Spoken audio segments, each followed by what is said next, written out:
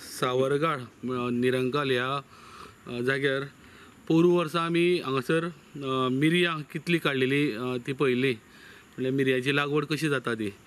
आनी ह्या वर्सा असो एक रोग विल्ट म्हणून जो रोग लागला त्या कारण ही मिरयां सामकी पिड्यार जावन गेल्या तेंची.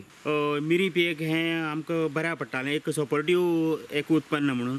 पण अंदू जर परिस्थिती पळयत मिरी पिकाची जाल्यार विल्ट रोगान हे मिरयाचे मळे काबार जाल्ले आसात.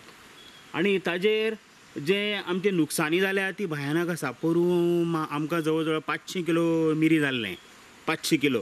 पण अंदू जर परिस्थिती पळयत जाल्यार डिफॉलिनेशन आनी सगळे मिरयाची परिस्थिती पळयत जाल्यार अंदू 50 किलो मिरी जावचें ना आमकां. म्हणजे अशी अपरिमीत नुकसानी जाल्ली आसा सगळ्या शेतकरी बंधूंची किंवा बागायतदार बंधूंची.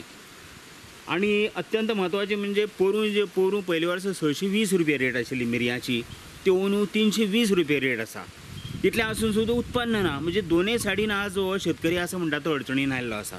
ही हळडुळी पानां जशी जाली काय ना, ही हळडुळी पानां आसात. हेका विल्ट रोग म्हणटात. हो केन्ना कळटा आमकां? जेन्ना वाल ही पिवळी जाता, म्हणजे पानां जेन्ना पिवळी जाता तेन्ना कळटा की ही वाल आतां उरची ना म्हणून. ZAO म्हणटा आतां मिरयाची गारफा लावची पडटली, ताचेर सबसिडी दिवं येता. कड्ड्यांची पाळां कुशिल्ल्यान खंय कड्याक असलो रोग लागता. झाड आसा ताजेर विल्ट म्हणून एक रोग आयिल्लो आसा आनी रोगा लागून जायत्या शेतकऱ्यांक खूब तरे लुकसाण जाल्लें आसा.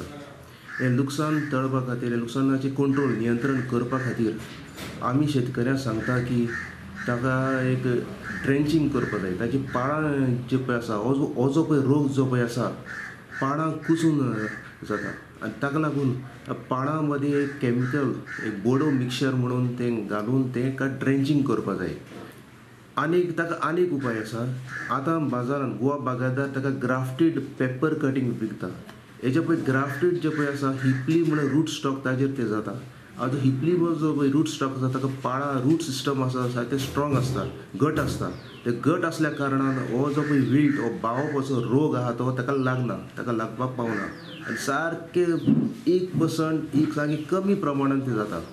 सरकारान ह्या शेतकारां खातीर कितें तरी मदत करची, नाजाल्यार म्हाका दिसता हे बागायती आनी मुखार फ्युचराक पळोवपाक मेळची ना. निरंगलच्यान विवेक प्रभू.